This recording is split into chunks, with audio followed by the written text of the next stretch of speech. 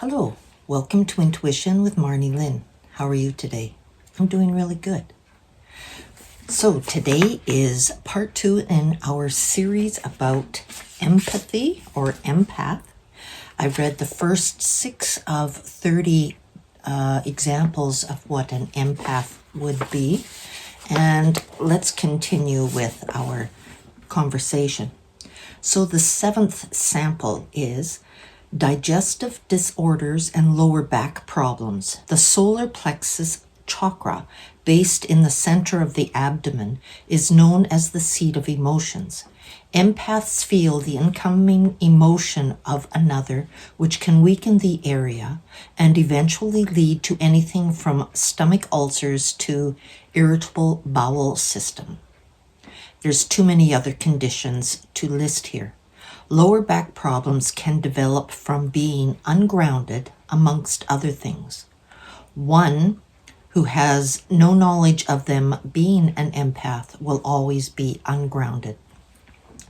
That's why when I do the visualization, that's a mouthful, of putting liquid mirror around myself after I have done my main mantra of protection, I always make sure that the soles of my feet are uncovered so that I am grounded.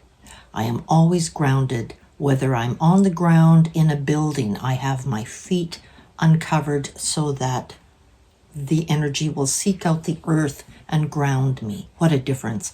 I went from flailing all around to becoming grounded and understanding that I needed that to feel better.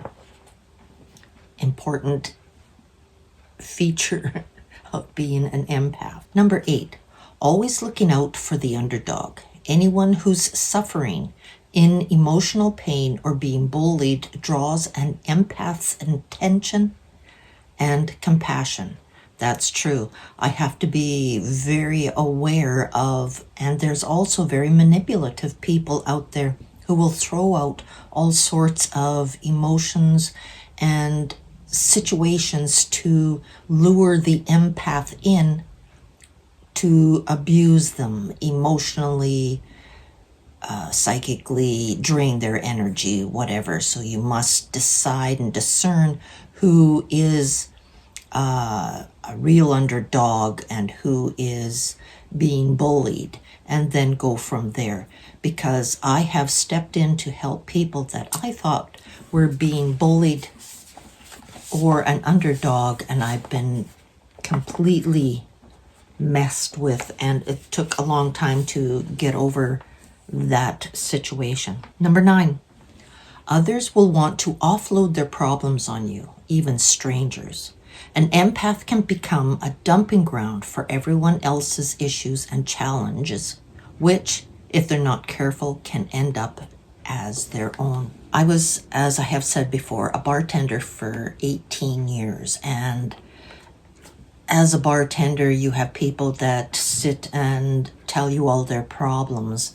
So I became such a sponge that it was debilitating, because I had everybody's problems. They were just rolling and rolling and rolling around in my mind. And after work, I would vent for hours because I had to get it out.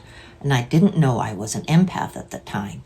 I had an idea that I was sensitive, but I didn't understand empathy. But once I did understand, and that was after I moved away and quit that environment, did I understand how it had affected me for all those years. And being a sponge and absorbing everyone's problems is not fun. Number 10, constant fatigue. Empaths often get drained of energy, either from energy vampires or just taking on too much from others, which even sleep will not cure. Many get diagnosed with ME. I'll have to look that up. That is very true. I was also unable to sleep, besides my childhood and the sleeping disorder that developed from ritual abuse. being an empath and being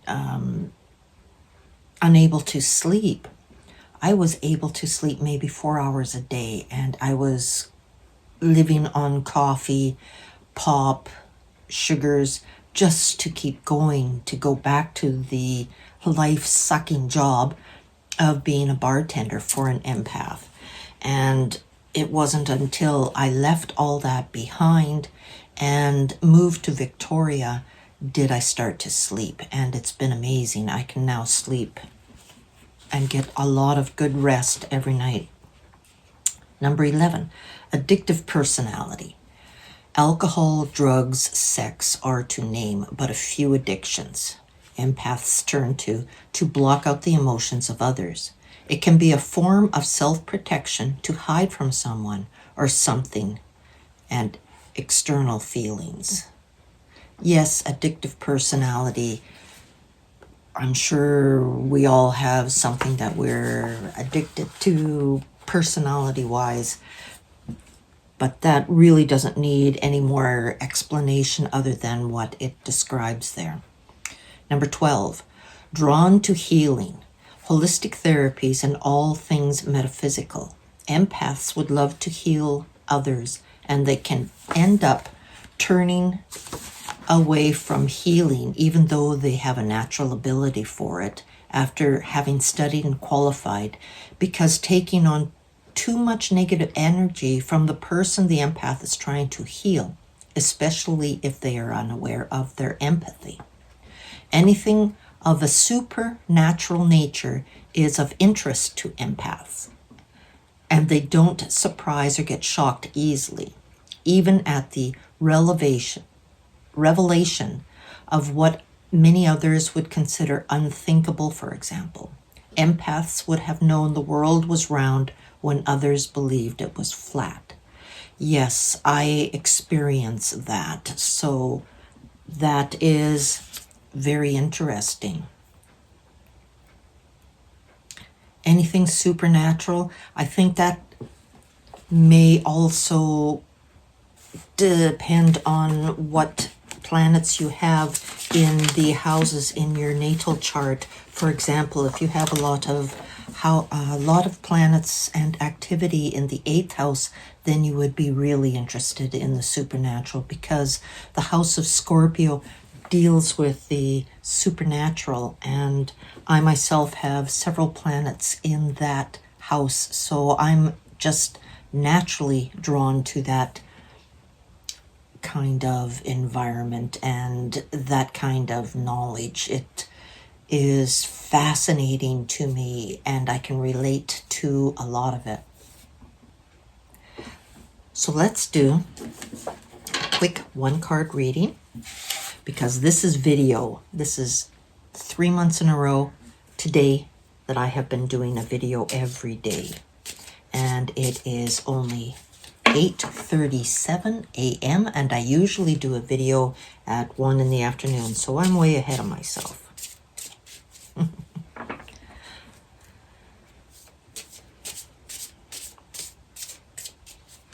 Zebra deck of cards, and we'll see what the zebra works like for this week in this series. Now I've cut it in 3, and we want to know what the energy is like for everyone who's watching this video right now. And here's the card I show you first.